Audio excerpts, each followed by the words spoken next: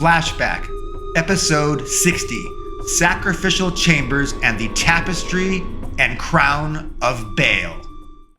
We were exploring the labyrinth complex 666 feet below Soros's Lilydale Fortress compound. We found end-to-end processing of people like they were in a cattle slaughterhouse.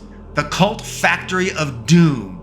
It collected people off the streets that were presumed would not be missed, like undocumented immigrants and indigents and homeless.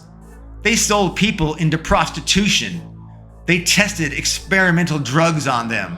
They harvested and sold people's body parts and organs. They drained their souls and their life energy to power the devil's tapestry of Bael. And when the cult was done with these unfortunate victims, they shoved their remains, their remnants, their crumpled and mangled body parts into barrels, which were later moved, all contents burned in an incinerator, clearing the way for more victims into the evil and wicked human slaughterhouse cycle of doom. Well, we ventured forth deeper into the subterranean compound of evil. We came upon a ruined, blackened metal door at the end of a hallway. Katie warned, "That door, there's something, it tingles my celestial divine tattoo." She said, It is celestial or demonic. I can feel it." Sarah cautioned, "Don't touch it. It's a satanic seal, a ward."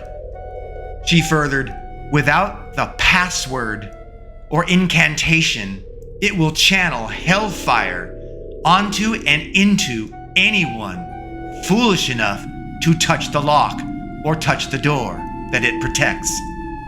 Sarah concluded, "There is no way for us to pass without the password. There is no way."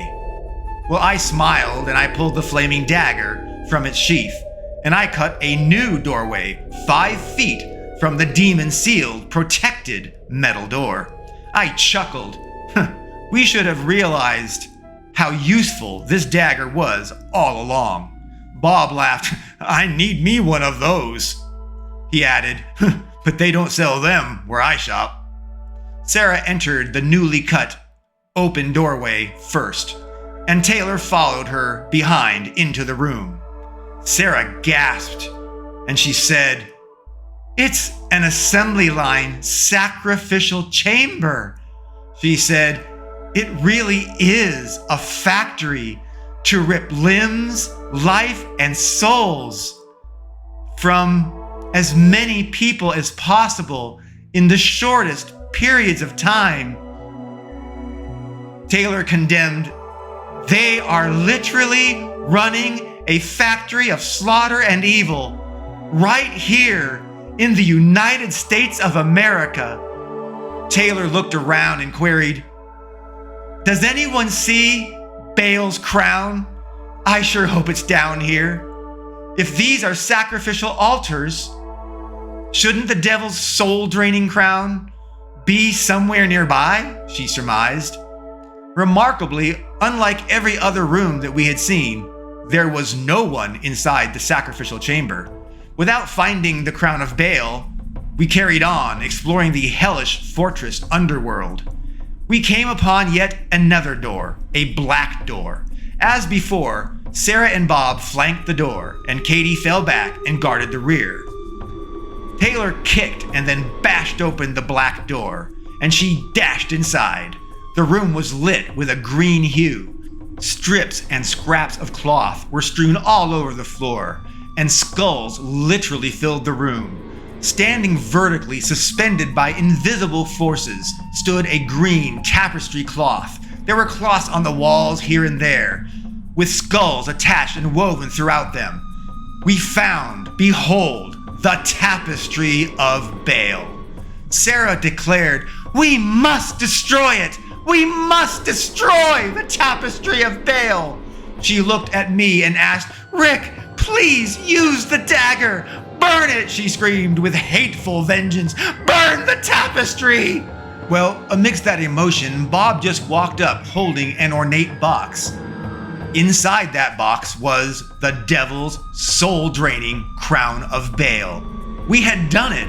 We found both the tapestry of Bael and we had found the crown of Bael.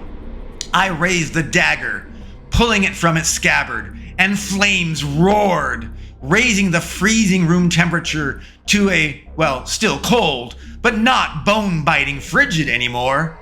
I walked up to the tapestry of Bael and I slashed across it with the flaming dagger of choice and destiny. The spectral souls, the ghosts of the drained souls, were freed. They formed from the soul-drained skulls, and then they rose up into the air, and then they faded away like wisps from their human ghostly forms. They faded out of sight into nothing. Out away from this world. The cloth, the tapestry of Bael, it slumped to the ground. It was no longer suspended in the air. It had lost all of its energy. And it lost the souls that had been sewn into its hellish fabric. It lost its power.